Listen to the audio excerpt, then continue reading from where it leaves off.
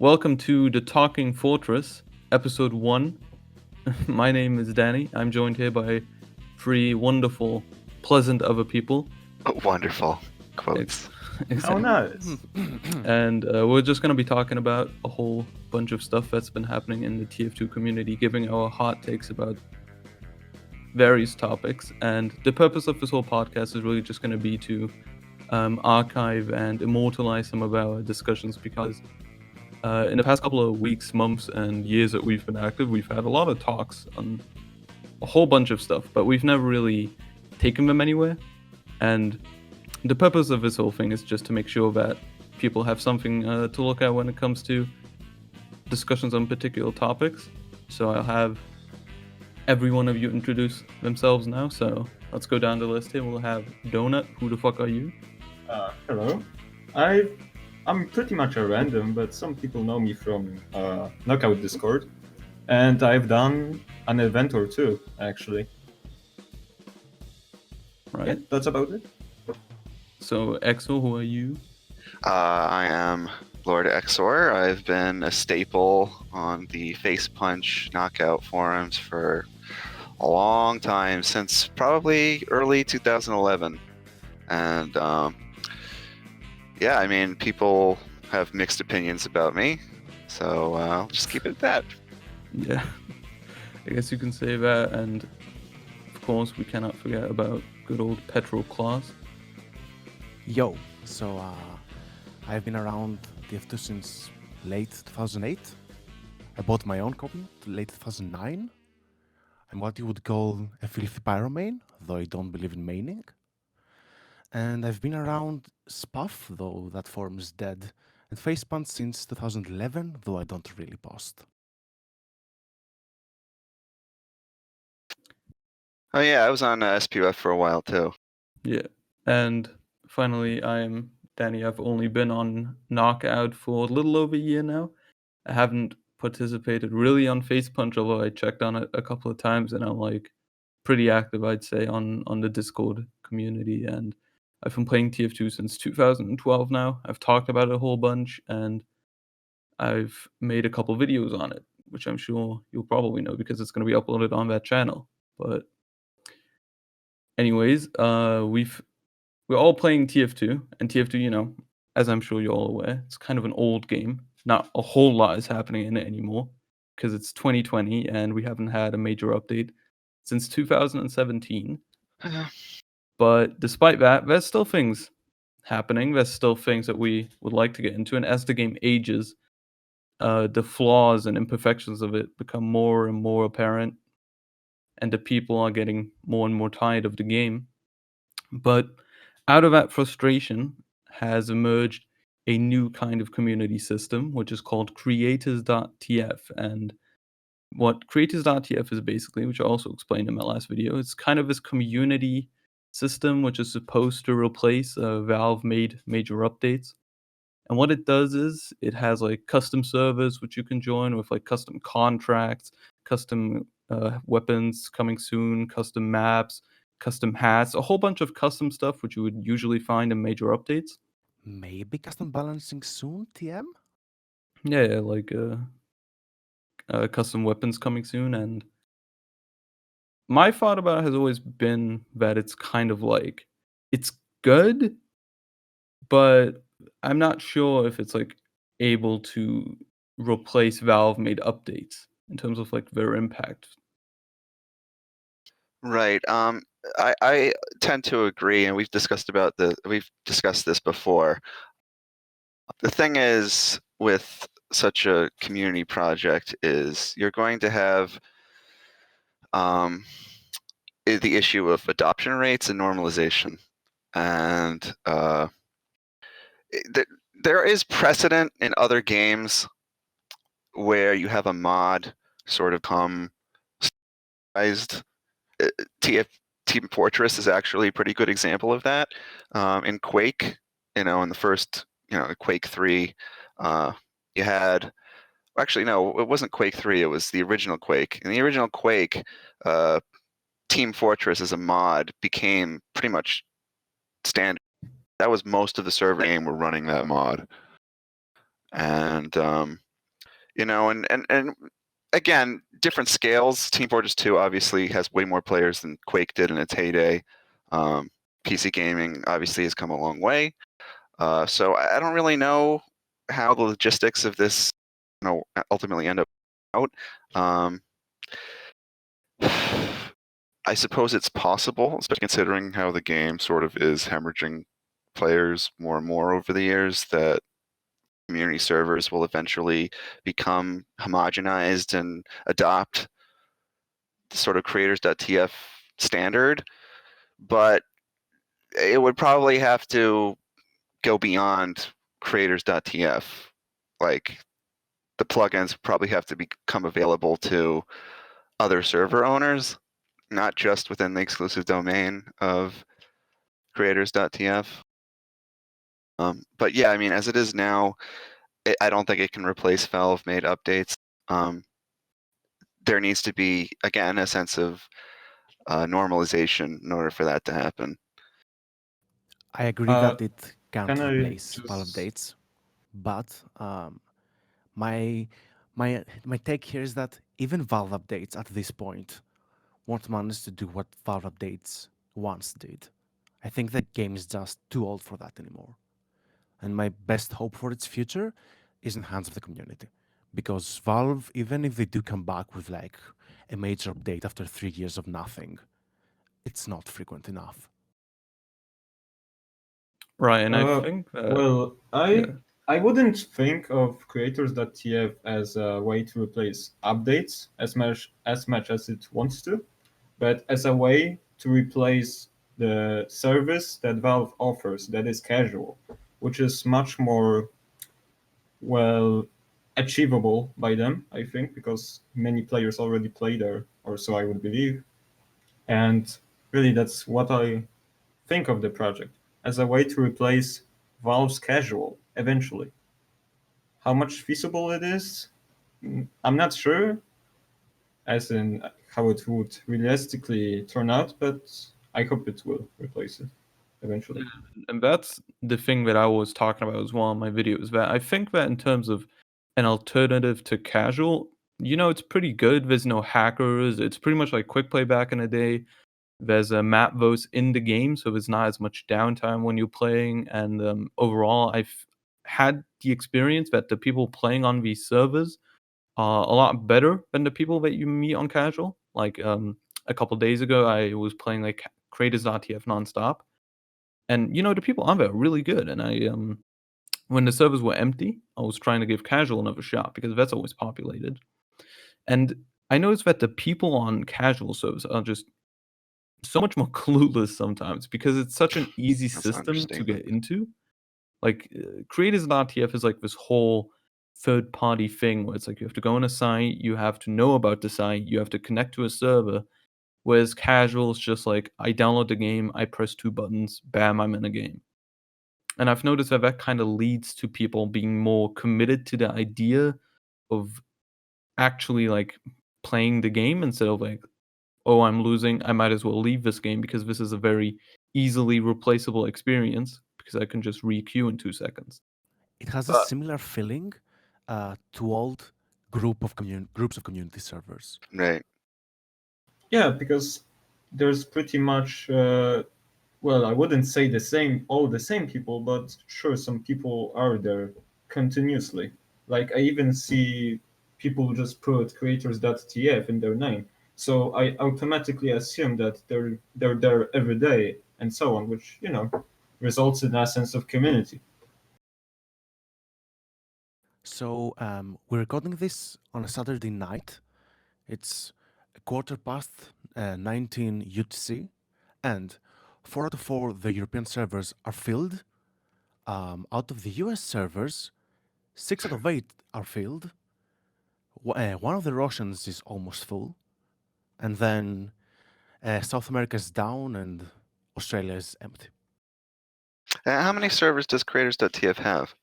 4 European, 8 North America. I think it's 4 East, 4 West. Yeah, 4 in Moscow, 2 in Sydney, and 2 in Sao Paulo, North America. No, South America.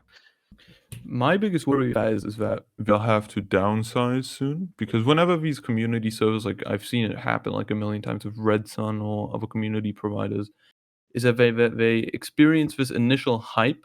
In this case, it came for guys like Tyler McVicker, Valve News Network, giving them like this big, not only financial push but also a lot of exposure via his Twitch stream, his YouTube channel. He's covering the updates that Creators.tf produces, which is effectively just adding new maps and hats, as if they're like major TF2 updates. So the videos get a lot of views, and in turn, the servers get a lot of attention. Now, what I'm wondering is how long they'll be able to kind of continue this upward trend that they're having right now, and what will happen once the servers have a downtime. Because right now, everything's perfect, Coronavirus is forcing everyone to stay at home anyways. It's the weekend, it's peak hours. TF2 is having like this big drought, and this is finally something new to look forward to again. But what I'm wondering is how things will look in like a couple months, in a year, when maybe they've slowed down themselves a little bit, but especially when maybe the initial hype that the project had has started to, die down a bit. I'm wondering what's going to happen then. Well, I think it's entirely contingent on just how active the developers are. If they consistently release content, which of course is a tall order considering the fact that these are hobbyists and not people actually paid,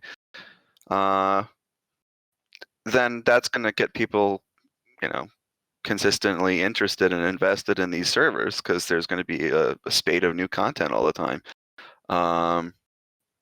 Now, of course, I could say that Valve is a company that pays its employees to work on things, but they also didn't really consistently release updates either. So who knows? Maybe as long as they update semi-regularly, like 1 or 2 updates a year, I think they should be fine. But when they slow down, I do think that it will probably eventually also start losing players, unless the changes they make are so universally loved. And I'm talking about balance changes, not just maps and cosmetics. If they roll out balance changes and these are sort of like universally loved, which again is a lot to ask for, I don't think that it will die out. I think it will stay pretty popular.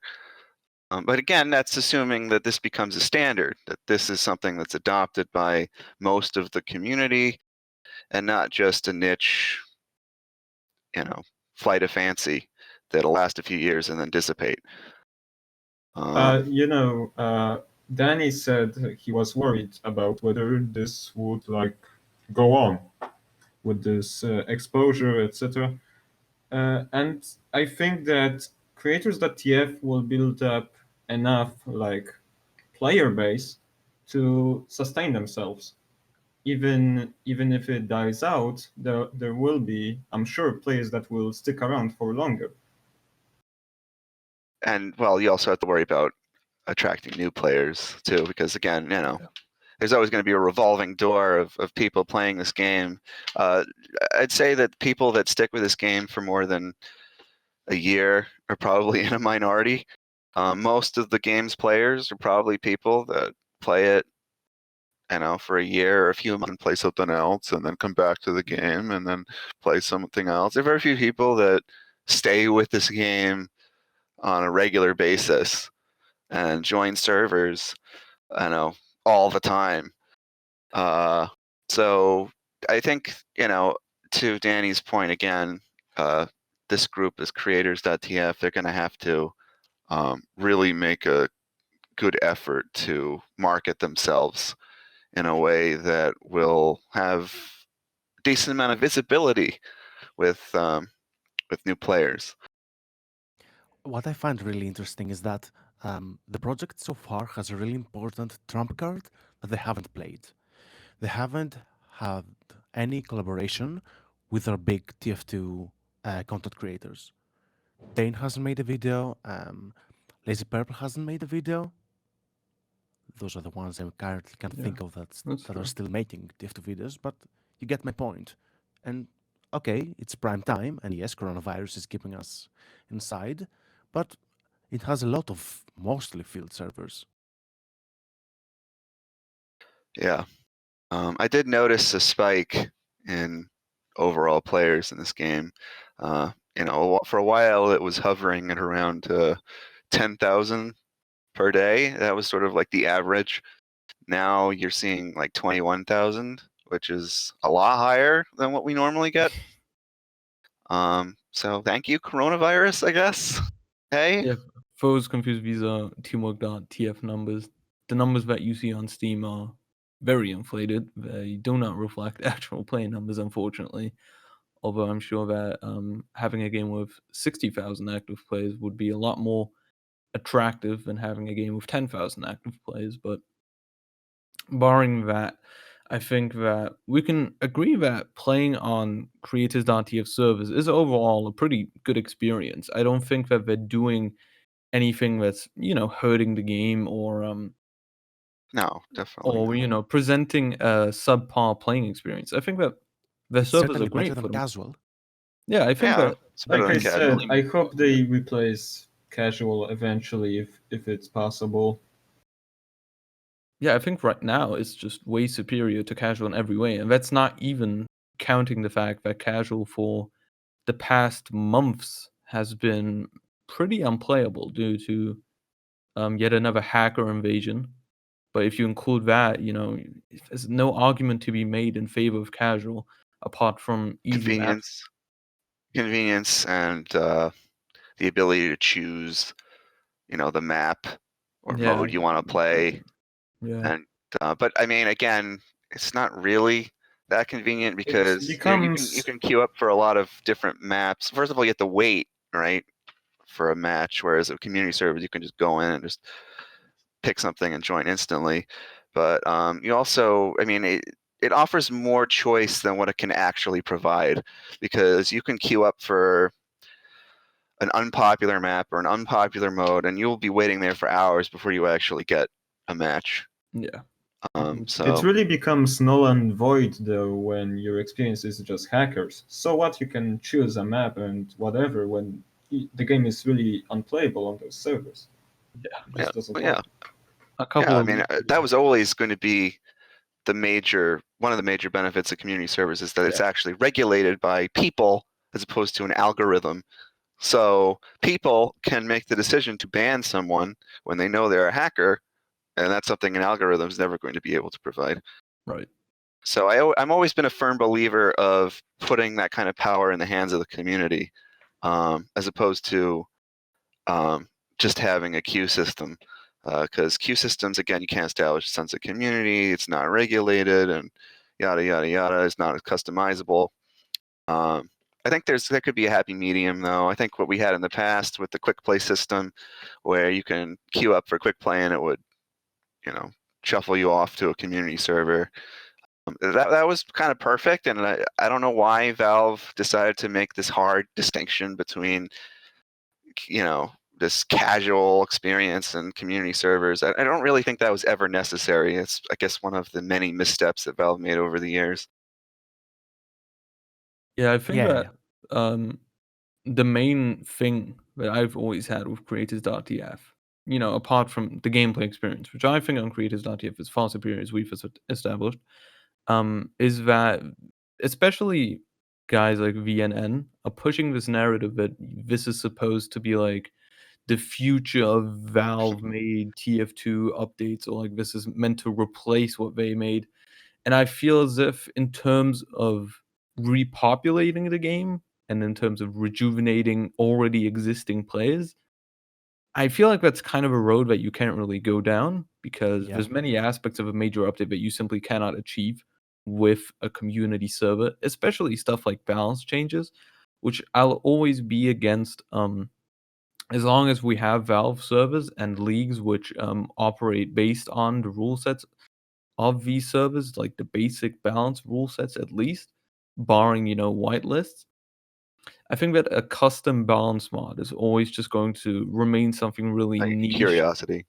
Yeah, like See, that I Benny disagree with. himself said that they're good for like experimentation, playtesting, curiosity stuff, but for community unification, they're really bad, because the reason that a community balance mod exists in the first place is that because people are unhappy with current balance. So what speaks against someone looking at this balance mod, being unhappy with that balance mod, and then making his own? So, there's many aspects to this which kind of make them so unappealing to me. Well, they would have the only way they could overcome that particular quibble would be if, again, it became sort of normalized. So, like, many people were unhappy with Valve's balance changes in the past. I've been a very outspoken critic of the way Valve has balanced this game. And, I still play because I have no choice. That's what's available. If this game... All trapped. If this game had, a situation where Creators.tf became the norm, that was the standard, like Team Fortress, Quake, Quake World Team Fortress was for Quake, then that wouldn't become an issue anymore because it would be mass adopted by, leagues, etc. But we're far off from that, and that would take a very, very concerted effort to achieve. I don't think it's not possible. I think it is possible. I just don't think it's unlikely. And So here's my take on this whole thing. I've doubled a bit on HyperX's balance mode, and there has been talk about either merging or having joint servers. I'm not sure as of yet with Creators.tf.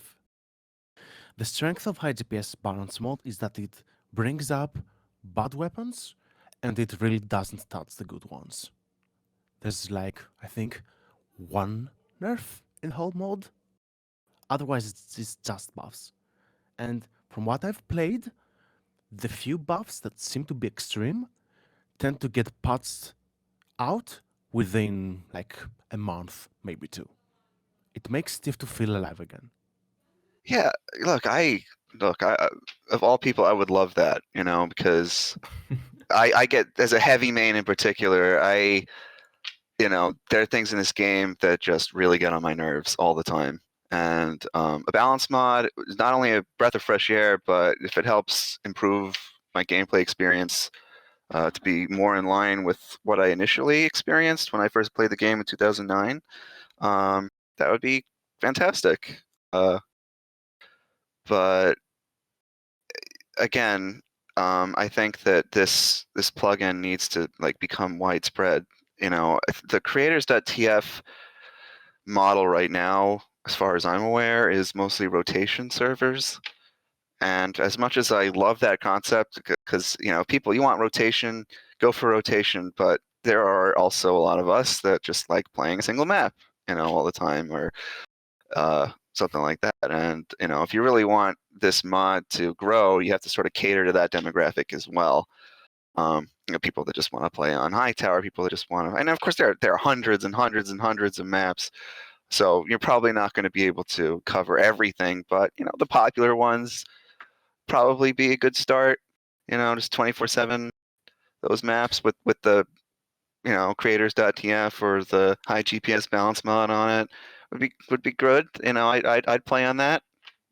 I really think this will become doable, not via them, but via them making Creators mod open source, or at least Yeah, exactly. an Yeah, that was easily something I was installable talking about plugin. before. I can continue. Because then, if I wanna run a 24/7 Hightower server, because when I don't wanna think about TF2, I just go and try hard DM in Hightower. I would like to install the Creators plugin, but as it is now, I can't do so. It would be nice to have that, but I don't expect them to do it on their own because, let's be honest with ourselves, 24/7 servers are mostly a niche. What I would actually think is better than making open source would just be making the mod available. But and I don't know if this is possible, because once the mod's out there, you can tweak it to your heart's content. But if they could somehow make it so that you could just install the mod, but you couldn't alter it, that would really help establish a sense of, homogeneity.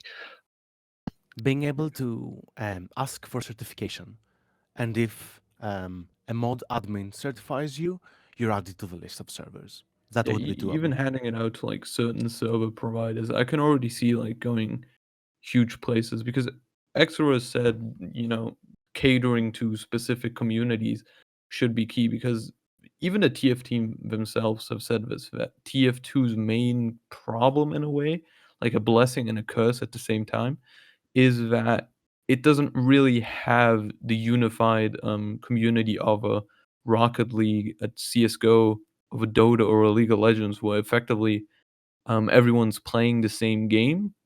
But TF2 is more like it's like 50 games at the same time, but they're all in-housed in this like dumb little gimmick that's called Team Fortress 2. And I feel as if what Creators.tf is doing right now is they're catering to like, the most vanilla kind of people and the ones that are just after like a standard gameplay experience, but also want to like have, some new stuff, some little things here and there to fiddle around with when they're bored again. Now that the game has been dry for the longest period ever.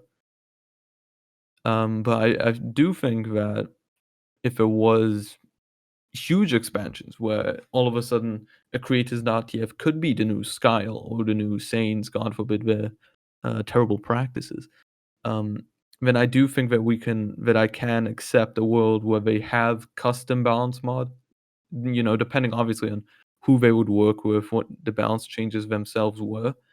But at that point, I can see that happening. The way it is now, Creators.tf is a good server provider. If we just look at them for what they are, they're probably the best one out there. Actually, they're the best server provider out there right now that offers servers on like all around the globe. But they're just one of many.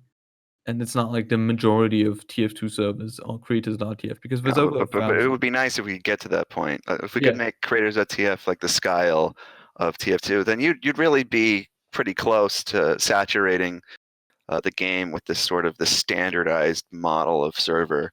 One problem with community servers right now is that the only ones that survive are the ones that are super gimmicky. And I've been playing Hightower for years, and it's really hard for a server that's running a sort of not really vanilla. I mean, it can be vanilla, but sort of a mostly vanilla experience. For those servers to survive, all the ones that seem to get the most people on them are RTD or buy benefits or these dumb gimmicks. And I can't stand that. It completely ruins the experience for me. I know a lot of people play Hightower just to goof off, but I mean, to me, the whole reason I play is because I could DM lords, and so seeing that is kind of dismaying. And if something like Creators.tf can come and sort of reverse the trend and make those dumb gimmicky things sort of disappear or become even more niche so that they don't sort of become the standard, that'd be great. That'd be great. Everyone said that it's been established basically that TF2 is really a fragmented game, and so just going back to the balancing stuff, really, I don't think it's a good idea, other than a curiosity, because this game has so many ways to be played already that adding another one isn't gonna do any good unless, as it's been said, Creators.tf or any large network adapts the plugin for this matter. So it becomes the universal, basically outside of casual way to play, I would think, at least. And that like I said, it's hard, but it is Yeah, possible. Like, there is a possibility of that happen. There is precedent set in other games, but TF2 is again more modern and a lot larger than the older games. Quake, I doubt ever reached 10,000 concurrent players, if even that. I mean, I don't have the exact numbers, but PC gaming was just so much smaller back then. And this is tangential, but I think as a result of the fact that games were smaller back then, you had more diversity in games. Like, you had a bunch of people playing this, and you had a bunch of people playing that. which is kind of like expressed in Team Fortress 2 in a way because of all the different ways you can play this game. You have all these sort of like micro communities.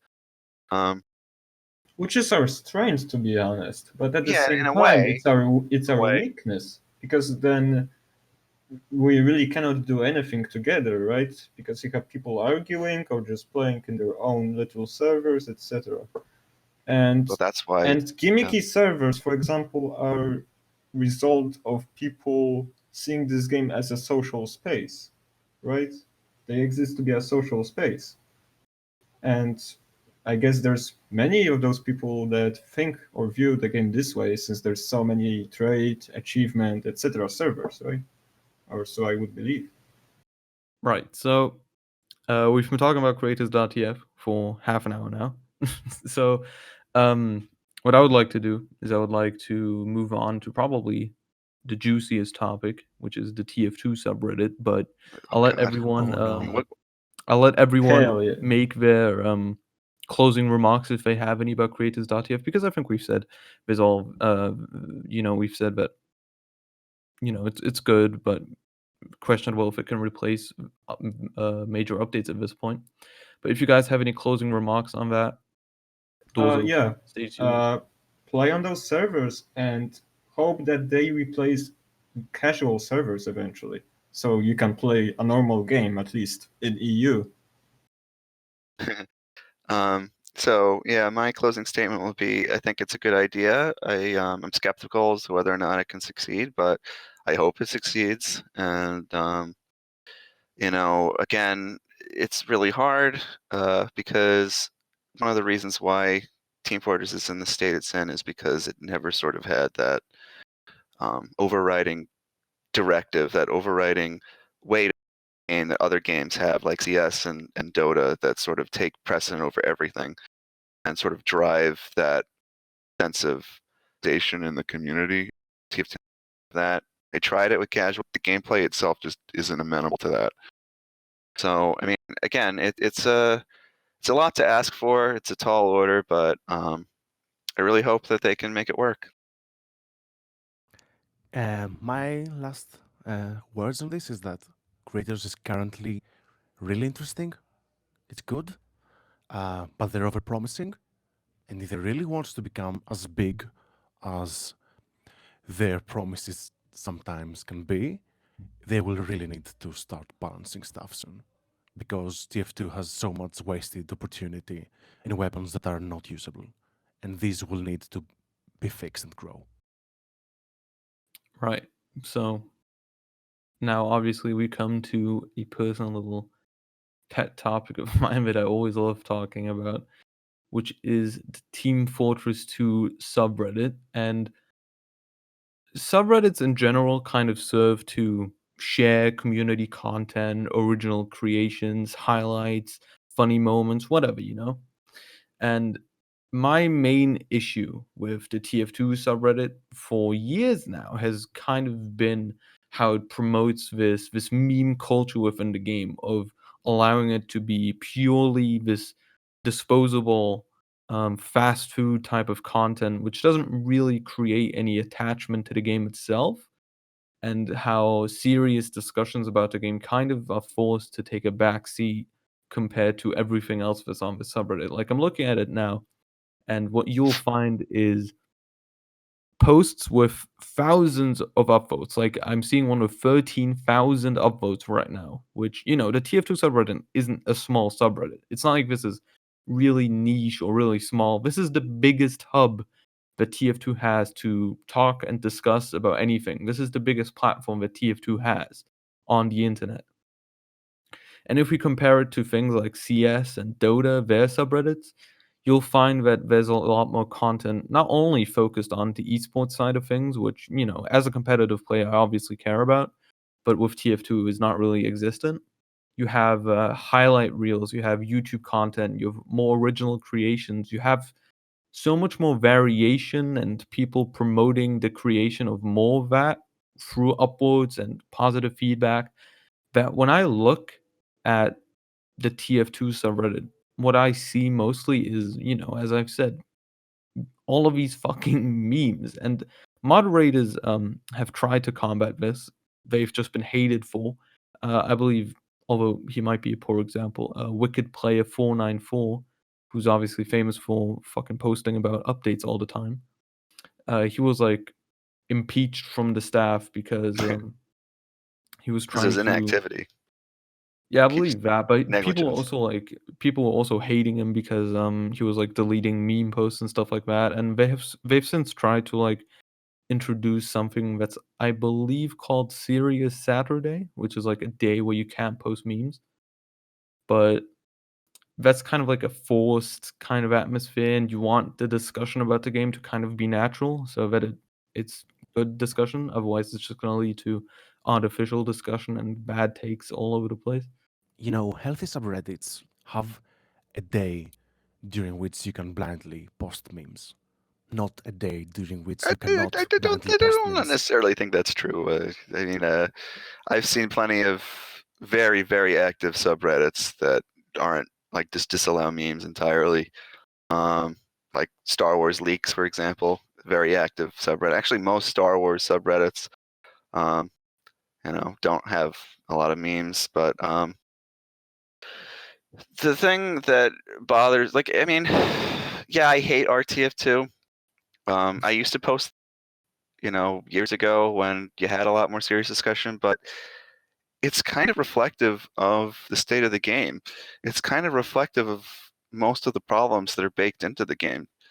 The game is from another era, from a different zeitgeist, where competitive games were, yes, competitive in a way, but aren't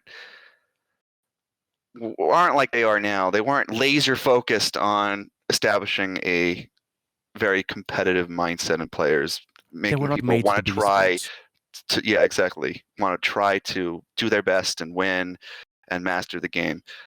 Now TF2, ironically, TF2 is better than modern games in that regard because it has so much depth, but that's an entirely different discussion.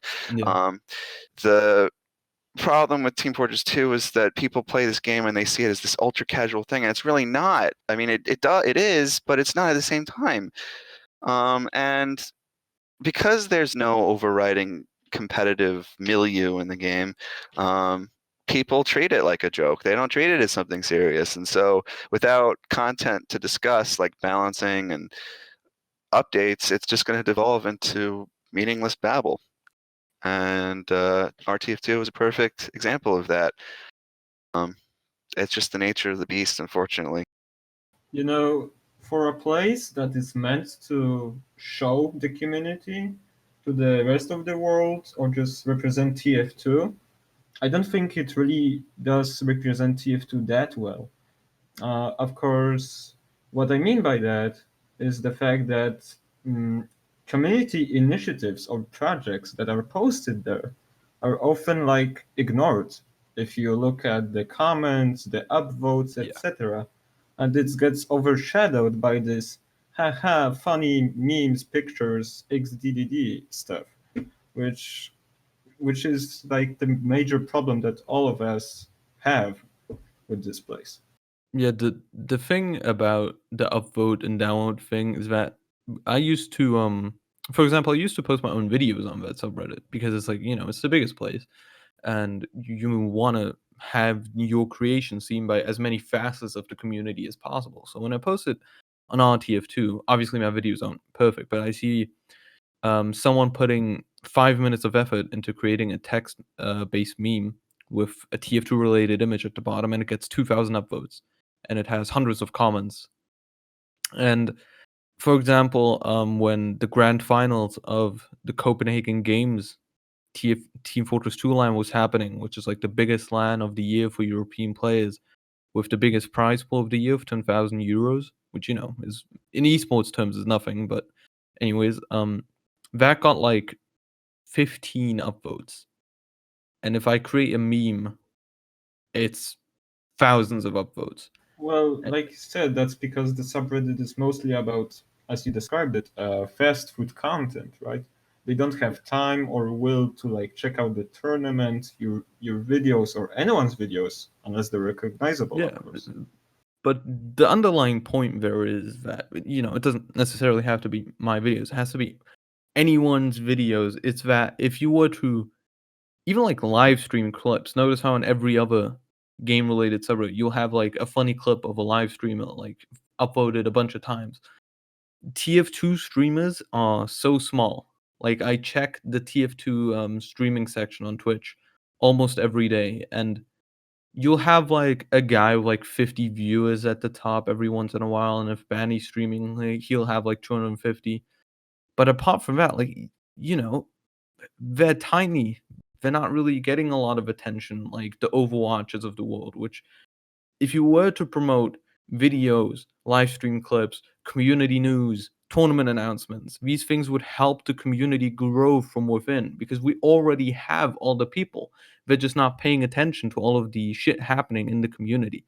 Well, They're just doing nothing. They're just playing the game. They're looking at funny memes on their phone while they're browsing Reddit. But instead of using those people to allow us to grow and allow us to gain exposure from outside, because if we can grow from within, then that allows us to grow from outside as well. But instead, we're wasting this huge hub on just, fucking memes, and it's really depressing. Yeah, because it's like people who aren't recognized just don't get recognition or like a try from those people on the subreddit. It's just the basic issue. Yeah, really. well, you have many different factors at play here. You have one, the fact that people don't take the game seriously as a platform for competition. Which the subreddit really helps just promote further that it's not a serious game. It's just an perpetuation. Exactly. Here. It's a self-fulfilling prophecy. But the game itself, unfortunately, we've reached a point in society where attention spans are the lowest they've ever been. And unless the game actively goes out of its way to create this environment where it encourages people to constantly improve and monitor their success and give them all these ranks that actually mean something and all these sort of forced structures in the game to give positive feedback loops for players, they're not going to see it as something that warrants serious investment. So you have probably the game with the largest install base. I know that's really hard to imagine, but there were statistics that leaked out a few years ago, 2 years ago, I believe, indicate that Team Fortress 2 has the highest install base of any game on Steam. And that's not because it's free, because Dota's free too. CSGO is now free, but Team Fortress 2 has the highest install base of any game on Steam, and it also has the highest churn rate of players. You have people that play the game for a few hours and then they leave and they don't play. Yeah. They don't play consistently, and so that's partly fueled by the fact that this game does not have those structures, those components in the game to force people to pay attention, to force people to want to care about it.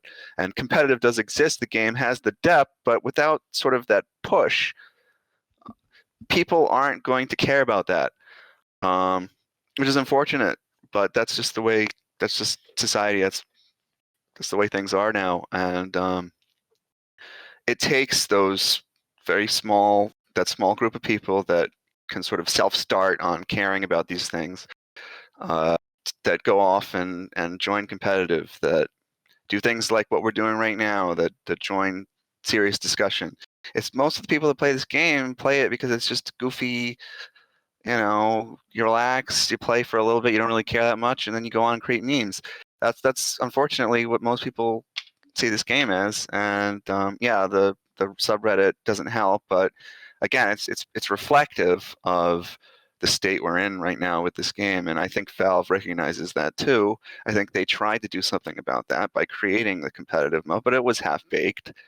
They have resources to devote to it because not enough people at Valve care about it, which is dumb, but that's another discussion. And that's why we're in the situation we're in right now, and that's why our TF2 is the way it is.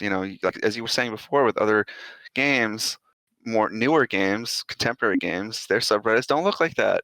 It's just Team Fortress 2. You go on the CSGO subreddit and you have all these serious discussion posts. You have some memes, of course, but you know, you have a lot of serious discussion because people treat it seriously because the game has all these things in place to cause people to take it seriously.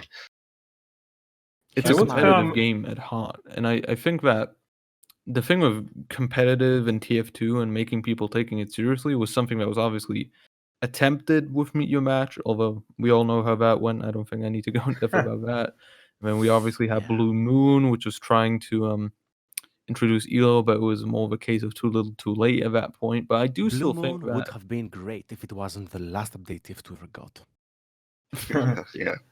But I do think that, you know, TF2 is such a deep, high skill ceiling game, and in today's world where everything is an esport, like you have Project A, I believe it's called Valiant now. I'm not sure. Oh, They that's that CS:GO clone from Riot, right? Valorian. CS:GO, you have Overwatch, sort of fusion. Overwatch, you have that game. You have so many games which are either like screaming that they're not supposed to be esports, like in Overwatch, where you have all of these RNG factors, this advanced rock paper scissors, all of, like this visual clutter, which makes the game so unappealing for observers and competitive tournaments. And you have games like Valiant, which aren't even out yet, and you already have organizations signing players. Like you had T1 sign Swag, who was like a former competitive CS:GO player who got banned for match fixing. Now he's been signed as a Valiant player before the game's even out. So everything in today's world is an esport now, and TF2 could be, at least in terms of class-based shooters, could be the king of that. Like even former Overwatch pros are saying, you know, I've seen talks with them with like Richard Lewis. They're saying that if TF2 had the same kind of money as like an Overwatch did, like it wouldn't even be a contest. You know, people would be coming back to to TF2 instantly. There was an interview that I believe Foreign did with Steel, who was also one of those players that got banned for match fixing. And he also said that he was on a team on Splice with, I believe, some of the former TF2 guys. I don't know who exactly. It might have been guys like Muma, maybe even Clockwork. And you know, he said that those guys all said that they don't even like Overwatch, but it's because they're good at the game because of all the TF2 stuff and because there's enough money in the game, that they're just playing it because they want to be esports players and they want to be in that industry. So I think that TF2 is just kind of like this thing in the middle where people are kind of maybe hoping that it goes somewhere. And if it does, and if Valve does come forward with even like something like an esports case, if the game does blow up, then we will have all of these problems on the subreddit kind of resolve themselves in a way because the game is now more serious. But I think that in the state that it's in right now, you know, it's just a shame, really, in my mind. Oh, that, it's the biggest shame. yeah, Here it's is just that. here is Really, my issue about the subreddit to be changed, you have to change the players themselves. That's really the conclusion here. There's Here's no the other thing, way though. No, you to have do to it. change. This subreddit But doesn't to have change to change. players, I You have to don't change the think game. that having just community try to do that is enough. You need Valve to push the community itself. Because even if you had a community project that tried to push people into competitive, like completely new players, I guess that's no restriction sixes, I would say. But I don't think that's enough. You need Valve to just announce with trumpets and that you're supposed to play competitive, to try the game seriously, to play it seriously. right. And I think the only way that's ever going to happen, because we're in this situation because of the year this game came out, and if it came out today, it would be a completely different story. But Yeah. the only way it can happen is if it does a CS:GO refresh of Team Fortress 2, where they take everything that was great about Team Fortress 2, don't really change it at all, but sort of put those systems in place to sort of make it a more competitive-oriented game. Random crits, all that's maybe tighten up the balance, and it would be really big. The game would be big. More people would probably play it than Overwatch easily, as far as the competitive scene. If Valve put the money behind it and the game were made like a CS:GO or like a Dota, where the competitive aspect is sort of emphasized more. I absolutely think that it would be a big thing, but it's not going to happen. Here's the Yeah. thing though, r/TF2 doesn't need to change. Even if we get Oh, here we actual go. competitive TF2, it doesn't need to change. For example, take Overwatch. r/Overwatch is honestly memes, some clips, and fan art, which is similar to what r/TF2 is. And then they have, I think it was Overwatch Academy, something like that, which was more competitive focused, which we also have, because we have r/TrueTF, TF2, r/TrueTF2, which is filled with actual conversation about the game, its balance, loadouts.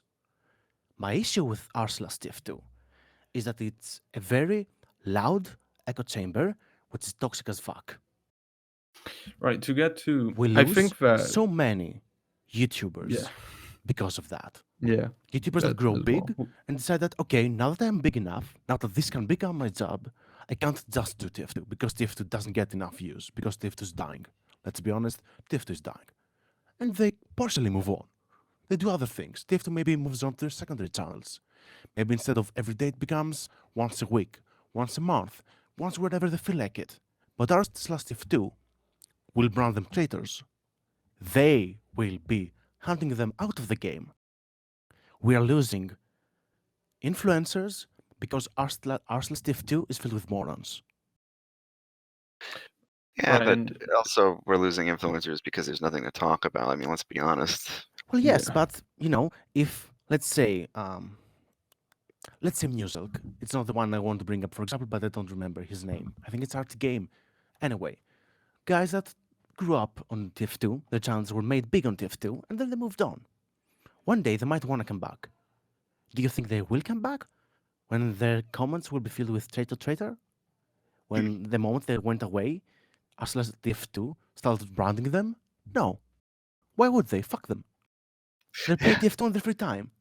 Yeah, I think, yeah, that's bad. I agree that's bad, and it does create a sort of toxic environment that no one really wants to be a part of. But I also sort of empathize a bit insofar as, yeah, people are going to yell traitor because people that play this game feel like, their world is crumbling around them. The game's dying. They have no support from Valve. There's not much to talk about. And so when people leave, they're like, oh, traitor, because, they're trying to cling to, that sense of loyalty to this game. And, they feel like the game's dying and they're losing everything they used to love about it, including yeah, content but creators. it's even more, it's causing more problems. Yeah, exactly. It's So it's, causing bad again, like we blood. discussed before, a feedback loop. I feel And then like there's in also the thing general, that- this game is moving towards, the players in this game, they're kind of like super defensive about it because of the whole culture around it, because of, TF2 is dying has been like a meme since 2012. Yeah. And at this Even point, earlier. I wish that weren't a meme, to be Yeah, honest, and because at when this TF2 point, it's actually kind is of like, dying, at you this don't point, have anyone talking in the about that. public eye, the game is like already dead, which is a point that Sony, I believe, actually made. But it leads to people inside of the game being like really defensive and trying to keep as many things inside of the game as possible. Let that be content creators, commentators, events, all of this type of stuff. Like when Tip of the Hat started to do non-TF2 stuff as well, like they started doing Fortnite and other games as well, including them in the broadcast, people were already seeing it as really dangerous because all of a sudden the staple of TF2 was moving away from TF2, and it's like, no, TF2 is dying, we're gonna all be dead in like 2 years, Valve hates us. And the thing, this obviously leads into the next topic that I have, which is TF2 YouTubers in general, and how they've been kind of doing over the past couple of 2 years because of the lack of content. Or you could even say the past couple of past 4 years ever since Meet Your Match, because when you have one major update since 2017, you do kind of start to run out of things to make videos on, perhaps. But what it all leads to is this incredibly defensive community that really does not want to see anything else than TF2, because TF2 is good and everything else, is bad. Oh, there's some merit to that argument. Yeah, I mean, you're completely right. That's generally the impetus of all of this sort of animosity toward people that abandon the game, and that extends toward Valve as well. And look, I don't personally fault certain Valve employees for leaving the game and moving on to different projects. As someone that is kind of creative myself, I can understand that. Of course, I can also understand being so passionate about something that you stay with it for a while. But it's really, you can't blame these individuals for wanting to leave, for wanting to seek greener pastures. But what you can blame is Valve for not having an environment within their company to sort of make sure that their properties are continuously developed by either the same people or different people, and ensuring that customers are satisfied, which trickles down into, people in the community becoming less defensive, which leads to more people wanting to make content for it, which leads to our TF2 being less of a cesspool, which leads to all these other things sort of falling into place. So, if they're going to have any object of ire that they're going to, express, anger toward, it should just be Valve as a whole, and that doesn't really happen. I don't know why, but the buck starts and stops with them. Because All Valve these is issues faceless. just sort of, well, they're not really faceless, and I mean, kind they are. of. You really can't put blame on one specific person. Who will it be? Gaben? Gaben is a meme. You can't put blame on memes. I mean, it is kind of Gabe's fault, to be Sure honest. it is. But we're talking about Arsenal's TF2. Yeah. The situation with YouTubers, it's really do something and be damned, or do nothing and still be damned, because you either have the choice of leaving and moving on somewhere else with a risk that you don't make it really, or just staying with what you know without the backlash, but kind of forcing yourself to do content. Like, you have YouTubers whose content is really basically just some gameplay commentary with one gimmick, like we're playing with this wacky custom model or something, like, right? Which Yeah. is like, I don't know, are there many YouTubers who do this? I know a few at least. Yeah, I think in general, the current state of TF2 YouTubers kind of reflects on the whole TF2 subreddit thing, and the whole TF2 is just one big meme kind of thing. You look at some of the biggest Team Fortress 2 YouTubers, you're looking at people that make trading content, which is purely focused on the cosmetic side of the game, which I would say is probably, a big reason why this game is big, is because hats are funny, lol. But you also have people who make, Reddit videos where, you those videos which got viral, like a couple of months ago. It's just like a bot reading out some like funny comment on a bunch of Reddit threads, and we have our own thing in TF2 of that, and it's one of the most popular things. And we also have people who just make like really bland, uninspired videos. We have people making entire videos focused around just one silly mod, which is like really silly, or like one silly map. There's really barely any TF2 YouTubers who make like gameplay focused content, which is like not the gimmick of the video, isn't that what they're doing is gimmicky. And there's really barely any TF2 YouTubers left that really make content that has high quality. Like, if I think of a really good TF2 YouTuber, I'd think of guys like, that are still active. I think of guys like Lazy Purple, obviously. I think Uncle Dane makes pretty good videos. Soundsmith is fine. You have your Funky. I don't think Who he does? does TF2 really Yeah, I anymore. don't think he's uploaded TF2 in a while, but Nope. I don't even think he posts on Knockout anymore. I don't think did he ever But post on his Knockout? I don't think so. contributions are excellent. They're really great videos yeah, that I discuss love the all of his videos, man, mechanics, like, etc. yeah, I wish there like was some more of of his that. videos, yeah, some of his videos are so fucking good, and it's a shame because those are the kinds of videos that I want more videos that are focused on TF2 the game, not TF2 the trading simulator. And I see YouTubers like I made a tier list a while back. I don't know if any of you actually saw it. I made like as a joke because I had a lot of time on my hands at the time. I made a TF2 YouTuber tier list, and at the very top you had like guys like NISLT, Soundsmith, Funk, Lazy Purple, Uncle Dane, yada yada, and I put Stabby there because he's like my personal god. And then you look at the very bottom, and all of a sudden it starts becoming a whole different story, because now you're looking at people who I feel as if just make content for the sake of making content. I think it's because, like I said, they're just afraid of risking moving to other game and having backlash, so they just stick with what they do currently in TF2, even if it's bland, because it's just safe.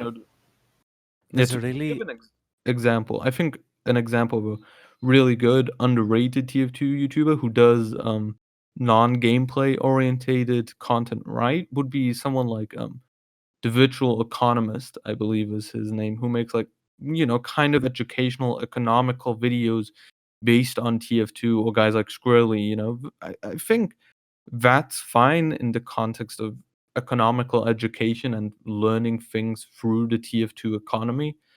But when I look at, nothing against them personally, obviously I can only judge them based off of their content. I look at guys like Pyro Joe and Spiky Mikey, and I look at the content and I feel like it doesn't reflect the kind of values that I would like to see reflected in a video that's about about a game as deep and as complex as TF2.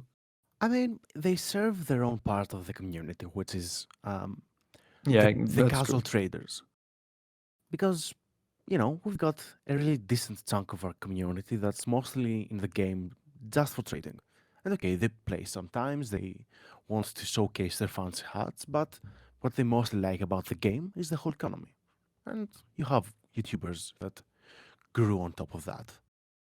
I think so. Someone was talking before about how you have these people that feel like they're tethered to the game and can't really move, otherwise they have to worry about backlash from their existing subscriber base.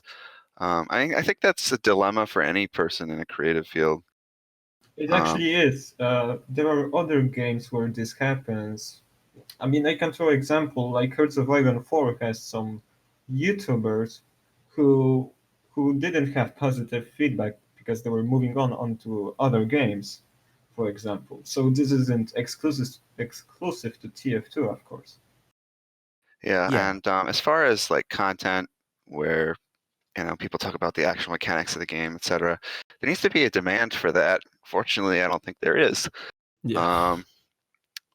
Of course, in the game's heyday, you had more of that because there was more of a demand. But right now, there just isn't. I mean, hell, I what could more make a can you YouTube do? video right now about all the mechanics of heavy and things like that, and it wouldn't really, behoove me at all. Because nothing has changed. Someone else has done it. Probably a lot of people have done it before you. Exactly. Nothing changed with Yeah. the game, so what is there to talk about? Nothing. Right? Yeah. The number Well, of runs Says while dry. doing a TF2 podcast. Yeah, I guess the number of things that you can realistically make videos on has statically decreased over the past couple of years, especially when the new things that you can make videos on, keeps going down as less and less stuff continues to be added. But I do feel like that these days a lot of people are just overthinking, like every video has to be some kind of original idea. I remember watching Star back in the day, and all that he did sometimes was just run around on Upward with a rocket launcher while talking, and I feel like these days everything needs to have a gimmick somehow. Well, So in order to establish a subscriber base, you need to have a personality, you need to have a style, you need to be good at what you do. So the gimmick thing, yeah, it's a gimmick, but that's sort of what gets people interested in your content. I mean, you compare Punchy or what does he call himself now? Funk. Funk, right? His content, when he started out, it was pretty dry, but eventually he made it witty. He made it comical. It had well, okay, this is a bit of a pun, but it had punch to it. Yeah. So people like that. So it's not really a gimmick. It's just setting yourself apart from the rest of the pack. Yeah, I guess. So I I have guess two specific YouTubers I want to talk about. One is Soundsmith, because Hmm. I really think we have another community drama as big as when Star left coming our way, because I really think it's getting tired of TF2.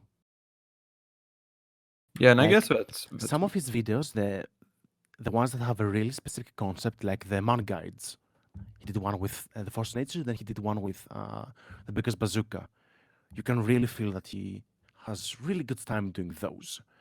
But whenever he uploads just TF2 gameplay, I don't really feel it anymore.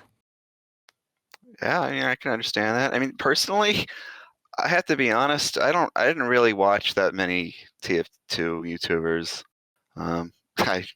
It's kind of strange, I guess, but it depends on the content. Like if they are witty, if they have something to say, like Jim Sterling or something like that, about the state of the game, or even something that's instructional, I'll watch it. If it's just them playing around and goofing off, I'm not really that interested in that. But that's just me, because I don't even watch streams. I mean, I prefer playing games as opposed to watching people play games. So generally, if it's more structured, if something to say, if they have some kind of reason for doing what they're doing other than just to make content, that appeals to me personally more. And there weren't that many people that did that in Team Fortress 2 in the first place. Most of them were look at me play the game and look at my wacky antics, and some of them were amusing in a bubble, but I don't know. They just didn't really catch on with me that much. Speaking of the other YouTuber who just makes content to make content, whereas he could be doing so much more, Bunny. I think Bunny, his channel is just a waste of opportunity. It's just Twitch clips. It's And boring. he's the He's face. boring. He's the face of It's TF2 really comp, just and he does highlights nothing. from his stream. That's right. I all think there is. I might have okay, this is where this might get a little more spicy, because I think Banny hasn't uploaded in like 2 weeks, to be fair. I don't know what's up with that. But I Maybe he has used to coronavirus. Oh no. No, but I do I do watch his videos and his streams, and I do watch a lot of his stuff in general. I feel like there's a certain way that you can appreciate a Banny video other than a Soundsmith video or a Lazy Purple video, because when you're watching someone as specific as Banny, who is obviously known for being, widely regarded as the best player to ever play TF2, the specifics of that, you can argue about whether that's true or not. I feel like with Banny, sure, he can do a lot more. I feel like watching the best player in the game play the video game is entertaining enough for me personally. Now, Yeah, but not for understand most that, people. yeah, I understand that for some people that, it's a little bit dry to just watch a 15-minute video of Benny killing people over and over again in a casual game, or hitting some cool shots in a competitive game. But I don't really think that it's his place necessarily to be making that leap. He's playing the game. He's living off of playing the game itself, not necessarily creating content about it. Excuse me. But in terms of Soundsmith, I think that, as someone who has watched a fair bit of his content, I think that his content is good for the most part, but I do have to agree that I think that he is getting more and more tired of the game. And as one of the biggest content creators that's left in this game, I feel like that's already a worrying sign when he says that he loves 2014 TF2, but he's absolutely tired of 2019 TF2. And he said that he's really tired of his stereotypes videos, which is like his most popular series. But I do think overall that TF2 YouTubers in general just kind of aren't that great anymore, the ones that upload frequently. And I just think that that kind of leads back into this whole game not being taken as seriously anymore. I would like to ask for what exactly you think Banny could be doing differently with his channel that would make it a lot better. Well, he's already done a few things. I mean, the times I have watched Banny are when he actually gives his opinions on things. Back when the game actually received updates, he would give decent insight into his own communication with Valve. He would talk about things he wishes Valve would do or things he's talked to them about. Recently he made a tier list video, which I think was pretty good. It was pretty insightful. Talking about where he was placing classes, and I think he was mostly correct about some classes like Heavy and Pyro, and I don't know about Pyro, but Pyro, Heavy, Spy, like awful classes, putting them on the bottom.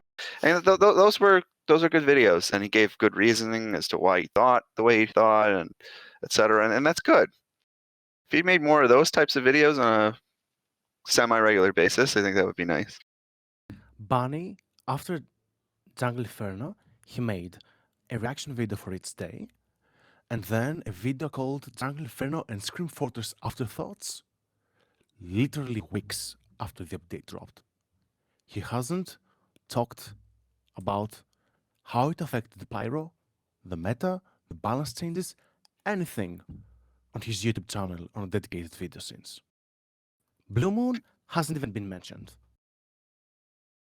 Has He it? is I'm pretty sure the he has face mentioned of it. Competitive 2. Not on his videos, at least not in a named video. He has made a because video. He if made a it's- separate video on matchmaking. Yeah, from he Blue made a Moon. video where he just like played a On bunch of matchmaking. matchmaking games to get we a know to the get state of his rank. matchmaking. The state of matchmaking is horrible. We don't need one of the best comp players to tell us that. But What yeah, I want from I Bunny, get what you mean. what No, I want no, from he Bunny made a is video just insights discussing on the playing the actual meta. update. Is what's I want the insights matter. of the meta from him.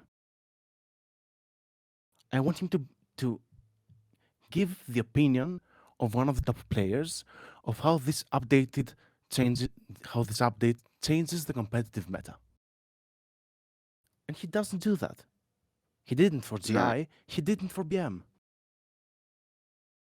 The most I he's believe- done is post a tier list of the classes and the weapons. That's it. In 2 years.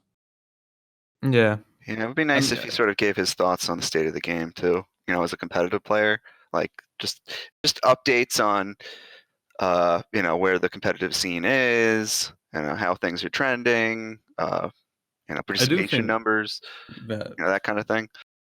I think that maybe Banny in particular might not be exactly the only person that you want to ask about that, because he does have a unique, optimistic view about especially the competitive future of the game with things like RGL, of course. Is he still optimistic about it? I haven't watched Banny in a while, so I'm not He- sure. He is- branched off he's very into other optimistic. games. He's very up. He believes that RGL is going to be the future of competitive TF2. He's also said that for the That's time kind of being, true. he's also said that he's not interested in competing in competitive tournaments like Copenhagen Games or the Insomnia Festival, because he said that they promote stagnation, because he kind of doesn't like the competitive format that the community has established, and he's more interested in no restriction sixes, which is also a topic that we will be talking about. And I guess that's a good segue, kind of, because Wait, just let me give me yeah, a I'll let you guys about give your, Benny closing remark.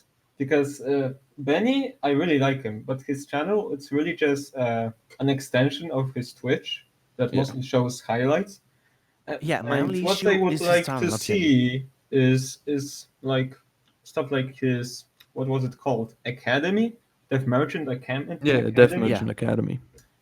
His thoughts about stuff, because he's a unique person, I would say, that has, well, not the most insight, but enough to talk about the game in depth. And really, I guess that's really it. He's the most important, in my opinion, because A, he has a decently developed platform, and B, he is Yeah. the face of competitive TF2. He might not be Yeah. the de facto best, that's up to debate, but he's the face of competitive TF2.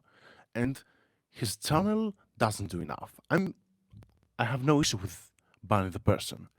I have issue with his channel being just Twitch clips. Yeah, there's like a whole thing you can get into with Benny, really, because you could argue that as the face of the competitive community of the game, that he's not really properly fulfilling that duty. Like, for example, when Ascent, which is a competitive team, was going on a trip to, I believe it was at the time, the Insomnia 65 festival. They were sending the North American team over to Europe, and Froyotech wasn't going because Benny doesn't want to go to Six's events anymore, I guess.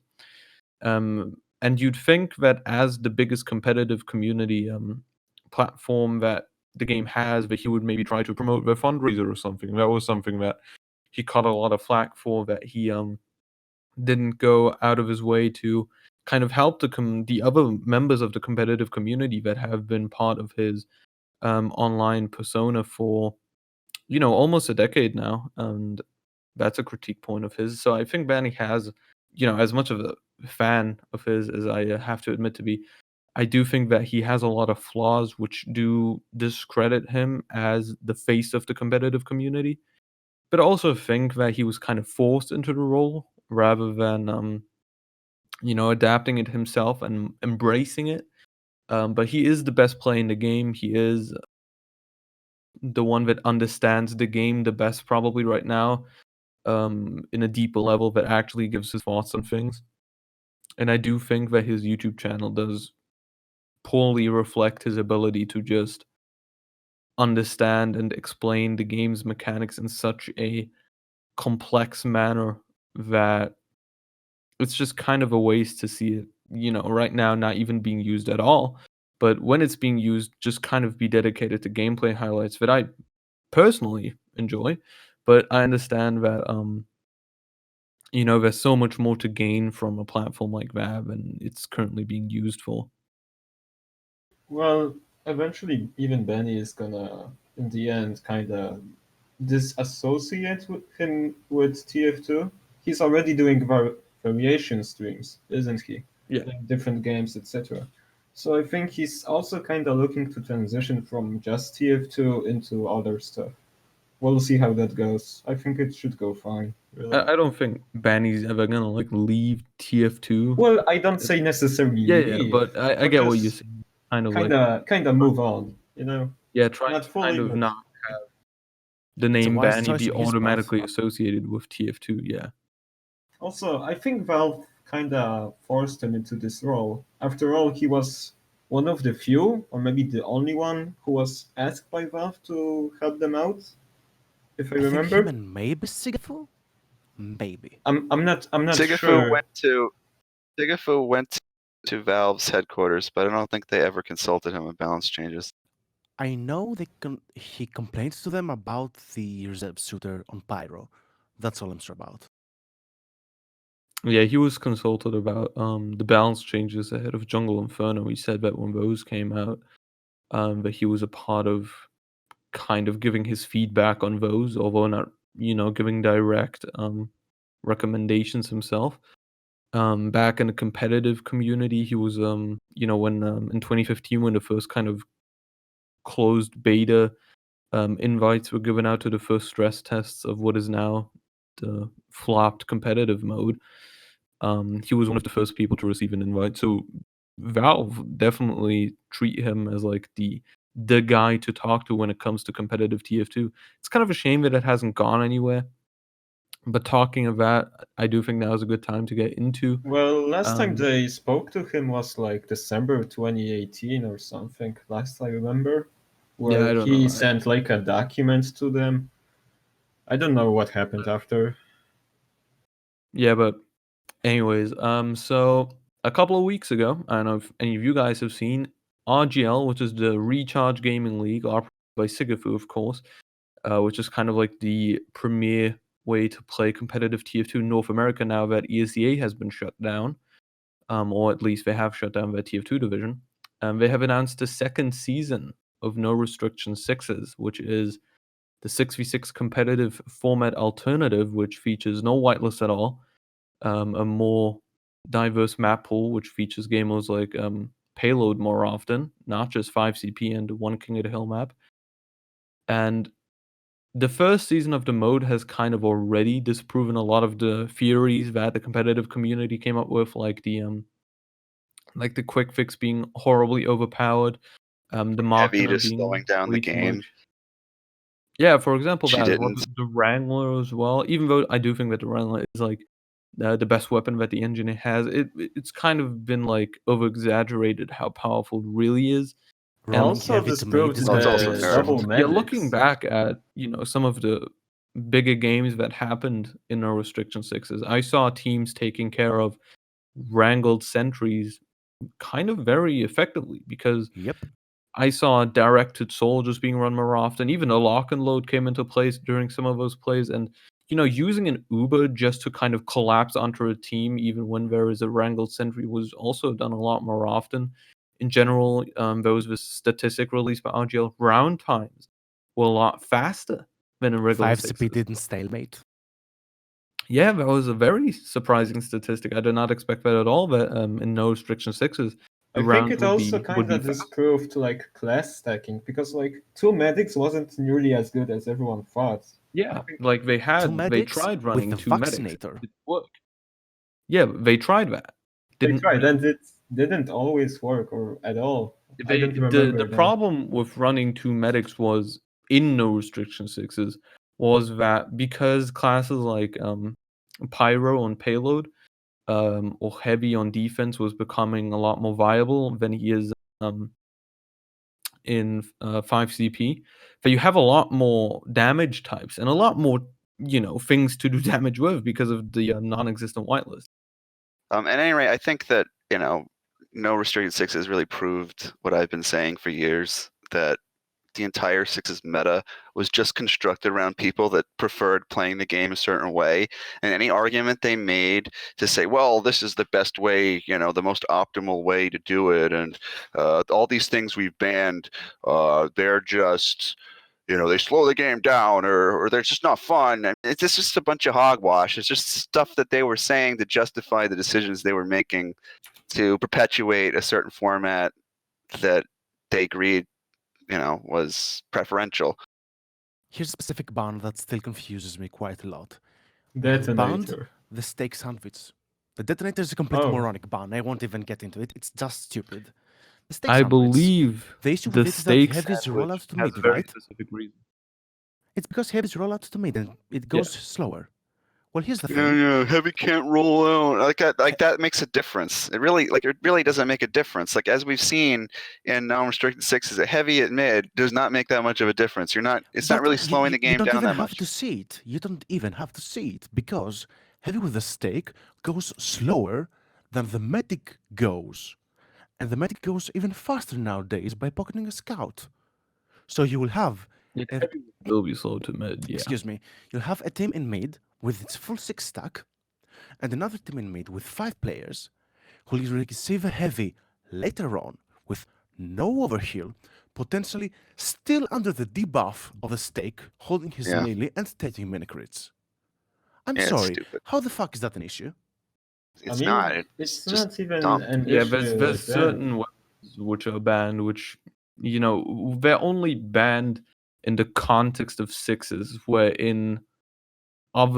through the inclusion of just other map types, you can justify unbanning them.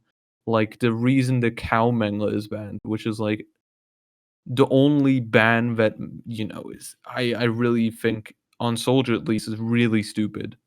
Because in sixes, obviously, the biggest downside of the cow mangler is that it does less damage against sentries, I think, or against buildings in general.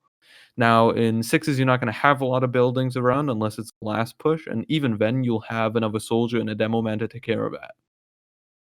So, in the context of sixes, the downsides of the cow mangler are pretty much negligible, but the upsides are so strong that you can't really justify running stock over it. Now, Are if you they, were though? to, I mean, you have what were the stats again? You have infinite ammo. You have the charge shot as a sweet little bonus. Infinite that's it. spamming in sixes in 5CP is really strong. Yeah, it, the though? game mode is How about many spam, really. times? All the classes are really about spam. You have Demo, Soldier, that are pretty much most of the team, which is all spam. So, yeah, anything that helps spam is really strong in there. I would assume, at least. How many times, though, does a hold usually last so long that people start running out of ammo? Because, you know, there's usually a couple of ammo boxes outside of last, keeping people filled up. I really don't see how it's an issue. And the Charizard itself, well, okay, it can gimmick out some stuff sometimes. It's really just a gimmick. It's stronger than Rocket Launcher in 6s, I won't deny that. Strong enough to guarantee a ban? I don't know. Yeah, the ban is. I do think that, there's a case to be made for a ban, I guess. But as I said, the main point that I want to get at here is that if you were to include like a payload map when engineer on defense is probably going to run a lot more frequently, you'll have a real downside to consider when you're playing with the Cowmangler. Yeah. Instead of creating a game mode where certain weapons are just straight out better than others, which just kind of undermines some balancing issues in the game itself. Now, there's a lot of balance things that I can't really wrap my head around, like the disciplinary action. I can get a bit because it would actually allow heavy to roll out to mid. But then again, that's another issue that's strictly. Again, If heavy rolls out to mid, I mean, what exactly is the problem? for Heavy to get to mid as fast as everyone else with the GRU, with the eviction notice, he would have to roll out with the GRU, which would significantly reduce his HP as well. And, you know, we keep saying heavy on mid, heavy on mid. We're talking about a class that, after he gets to mid, he has to rev up for almost a second. And then he also has his damage and accuracy debuff for an additional second. Almost 2 seconds is a lot of time in 6s. Yeah, in a mid fight on higher levels, that can be like the time that, a team takes a high ground, a team takes control of the point. So I get what you're saying, but even if we go past, heavy at mid, which I think is, a whole different thing. There's a lot of whitelist bans, which I feel like, especially in the past have been kind of questionable, but even if you look at them now, like banning the Scorch Shot and the Detonator. Fuck the Scorch Shot. Yeah, but I feel like, it's annoying to play against. But is the argument of it's annoying to play against You know what? really a valid It's a mod argument? either way. 6s is a mod. So fuck it. Let's remove some weapons because they're toxic as shit. Fuck the Scorch Yeah. Shot. I'm a Pyromain. Fuck the Scorch Shot. Yeah, but why I don't even know ban about it? removing it. I mean, I don't think it. I mean, I prefer the whole unrestricted model where you can just use whatever you want and whatever Yes. is most effective. No restrictions People use- 6s, but ban the Scorch Shot. I don't really think it needs to be banned, but It doesn't, but fuck it. yeah, I don't really think heavy is that big of a problem. I think everyone that says bringing heavy to mid is the end of the world, it slows down the game. I mean, come I on, think you it's can kind of just hyperbolic. spam him. You can just easily spam heavy with your Yeah, rockets. even with the medic, Yeah. he's just he's not that. It's not really that powerful. The only reason why people say heavy's going to slow down the game is because soldier mains don't like getting shot in the air. That's literally the only reason why they hate heavy at mid, is because soldiers can't just jump with impunity wherever they want. That's literally it. There's no other rationale behind it. It's not a practical or pragmatic thing. It's just a preference thing. Yeah. I mean, you can just have scouts run around him and just kill him easily. Yeah, with two mid-bats. scouts Just focus spam heavy. him from He's dead. distance with your rockets or stickies, etc. The thing You is- also have a demo man. Yeah, a couple of weeks ago, and the first week of season 35 of 6 vs 6 ETF2L, we played against a team. I'm sure you all know this. I think I've told you guys this. We played against a team that had on their roster, this is a mid division, by the way, a player called Catman, who is the 2-time heavy of the season in Premiership Highlander. So, he's amongst the very upper echelons of heavy mains in Europe, the few that are left. And we played against him in 6s in 5 CP, and he was playing heavy 24/7. And the issues that Heavy had really became apparent in that game, because what happened wasn't that he was slowing down the game and it was a crawl all of a sudden. What happened was that having a Heavy 24/7 is probably more of a bad idea than anything, just because of how many heals he soaks up at Yeah, he's a mid. resource hog. He Yeah, makes it so like that you what have to happened. babysit him the whole time if you want to get Yeah, anything done, and the medic just has to basically make sure that the heavy's okay at all times, to the exactly. Yeah. detriment of everyone else on your team. Yeah. So what happened was, when you look at the statistics of the game, the Heavy was soaking up like 40% heals, which in sixes is like way too much. Like that should never be allocated to just one player. And what it led to was that, other members of the combo, like the Pocket Soldier or the Demo Man, were not receiving enough heals. And every time that we were, exchanging Ubers, pushing in, it was those players that would suffer the most from it, because instead of, receiving heals equally, it was all focused on the Heavy, who was all of a sudden the sole focus of the team now. And I think that it goes back to your point of, having 5 CP and all of these rules in place is less of a thing, about, implementing a competitive format which allows diversity and, specialists and generalists to have their place in a competitive format, but rather a thing about preference and establishing a system that works for the people that are interested in it, which happen to evolve into just, the premier competitive way to play the game, and all of the issues that come with it are just something that has to dealt with. I made a couple of threads about this on the True TF2 subreddit about why I think that certain esports events could present an interesting opportunity to show off, TF2 being a game with 9 classes, hundreds of different weapon combinations, and the general perception to, or the general feedback that I got on that thread was, no, sixes is perfect the way it is. We don't want no restriction sixes. It sucks. It's slow. It's unbalanced. And I feel as if this is coming from players who haven't really given the format a shot. And as someone who has played a lot of competitive TF2 in the in-game built mode, shout out to Petro, who's played that with me. I feel as if a lot of the weapons that people consider to be problematic can be balanced just by the inclusion of other map types, or just aren't unbalanced, period, and are more banned because they're an Preference. annoyance or only a problem in sixes. I think part of this stems from the game's balance in general. I think classes like Soldier and Demo Man and Scout they have a lot. There's a lot more you can do with them.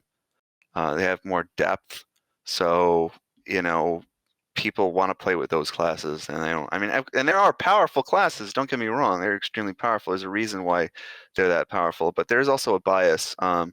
Like you have people that play these classes, and I know from personal experience because I've interacted with a lot of high-level Highlander players, and there's just this bias that if you don't play Soldier, then you're a real team player. Because Soldier takes so much skill, and if you just play this other class that just takes less skill, and you're not a real player, and that toxic attitude just also translates toward competitive in general. So you get these people like, oh, Heavy's not a real class. Why are you playing Heavy for? He just doesn't take as much skill, and so they don't want him in the game because they don't see that he has value as a class. And they don't want to fight against him either because he sort of impedes Soldier in a way. He's like one of the few classes that really impedes Soldier because, it reduces his ability to jump for free. So even though Soldier is perfectly capable of taking Heavy on, in a 1v1 situation because of corners and high ground, etc., Soldier can deal more damage at range. So, I mean, it's really just a self-interested concept. Right. And I think that no restriction sixes in general it's just a great opportunity of even getting people that were previously not very interested in the idea of competitive TF2 into that mindset, because all of a sudden you have a format that's very accessible. It's very similar to what we already have, because the jump from playing casual or, vanilla TF2 into 12v12 clusterfuck that it just is, to the very organized, structured, restrictive 6 versus 6 format that is currently being played in leagues, it's almost like you're playing a different game. It's a completely different experience. And I feel as if the goal of any modern esport is to bridge the gap between every kind of player. Like, I talked about this before at the start. You have Dota, you have CS, you have League of Legends, Rocket League, which are kind of the perfect examples of this, where whatever level you're playing the game on, it's always going to be the same game. Like, the Silver 1 in CSGO is going to be playing the same game that a Cloud9 and a FaZe Clan are going to be playing at the very top level of competitive CSGO. In TF2, we don't really have that. And I think that's probably the main thing why TF2 is having such huge issues trying to grasp itself an esports scene. Because everyone's playing such a different game, which is also something we touched upon. I think No Restriction 6s is like the perfect way to kind of have a more welcoming introduction into a competitive format and allow players to kind of understand TF2 isn't just all memes, hats, taunts, all of this stuff. It's also a competitive, deep, complex game with a very high skill ceiling. I just wish there was an EU season because it's really limited to NA, if I'm correct. Otherwise, I would really love to play it because I like competitive. I don't need to be like converted or whatever to know that competitive is really good. But I don't really like how stiff 6v6 community 6v6 is. And by stiff, I mean there's those rules imposed onto you, etc. I just want to do my own thing in coordination with the team, of course, which in 6v6 is kind of limited by the fact that you have specific classes you have to play and loadouts, or at least they're limited due to the bans. And I do feel as if, if people give TF2 as a competitive game a fair shot, then it can grow universally across all facets of the game. But with that being said, we've been rambling on for about, I believe, 100 minutes now. So I'll let you guys make your closing remarks. And we've gone through all the topics that I want to go through. So I guess we make our closing statements and get out of here, I guess. I think this was a very fruitful discussion. I think the topics we discussed were topical. And I had a good time. I think we all made very good points. And hopefully people on Knockout find it somewhat enjoyable, maybe. Yeah, That was a really pleasant talk, honestly. Even if I didn't contribute much to it, I believe. It was still very, very good. And yeah, that's really it. I really missed a good discussion. Really. I really think that most of our topics we discussed today could really be a whole episode. It's on its own. So even though I fear that it would be a one and done thing, this podcast, we might have several things to talk about. That said, Valve TF2 is dead. Invest in community projects. Yeah. But no, guys, there are 3 guys working on the team. We'll have an update No, by there's things we could talk about. They by have a 2030. secret update. Topics. Don't worry, it's taking so long because they're porting the game to Source 2. Yeah. Don't worry, episode 2 is coming whenever the next update comes out. Don't worry about it. Oh good, see you in 2030. Okay, so never. Alright. Yeah, but anyways, I really wanted to do this for a while now. I've had a lot of fun. I'm probably the newest guy in this community at this point, but Which is funny because I could have sworn you were around before. No, I I swear. think you said someone else was named Danny, but Probably someone else. Because I've only been around in the knockout days. I was in like the first knockout thread, but I was never on Face Punch, unfortunately. I miss those days. it doesn't really Um, matter. I have to be honest. I like the people I've met on Face Punch. I like the fact that Face Punch has been sort of a forum for, having these serious discussions, especially, when RTF2 and all these other avenues, SPUF, they all sort of died or became, well, awful. But leadership at Face Punch and Knockout is just not good. Be careful now. We will be posting this on there. What are they Sure gonna about do? that. Ban us for saying that no. moderation isn't that great? and we're The back. forum, I'm barely posting it anymore. Okay, Well, edit it out. Edit it out. Cuts I out, don't cuts know. out, cut. Anyway. Yes. So, anyways, Actually, I'm glad I'm part of this because I wanted to do a podcast too with other friends, but they don't have time simply. So yeah, this is a great Yeah, opportunity. I'll be busy with finals, but in 2 weeks' time I'll be actually already in 9 days. So in 9 days I'll be completely done with my finals, and I'll have a fuck ton of time for this whole dumb shit, for this dead ass game. But anyways, shout out to all the people listening. Shout out to the 4 people that are probably still listening. Hey, what I always wanted someone to do was to listen to this on the like way to work and something like that while they're chilling. So, what I will ask for is if anyone is listening, let us know whether you enjoyed the podcast or not. Let us know what you want us to talk about maybe in the future. We can take topics. But with that being said, So if I feel anyone like wants to we've join, someone. we can have. I'm probably gonna Don't link worry, it on the next episode we'll have Oh. Soundsmith himself as a guest appearance. Soundsmith. Or I'm we'll probably have, gonna we'll post have this on the Vanny. wiki IRC. Yeah, you can do that. Shout out to the Team Fortress 2 wiki. Um,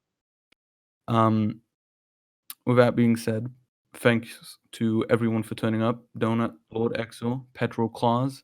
My name's Danny, and shout out to everyone that's listening. Hopefully, this will not just be a one-off thing, and we'll actually do this somewhat more frequently. But with that being said, that's all I want to say. Thank you all for listening, and hopefully we will see you for a second time, whenever the fuck that's gonna be.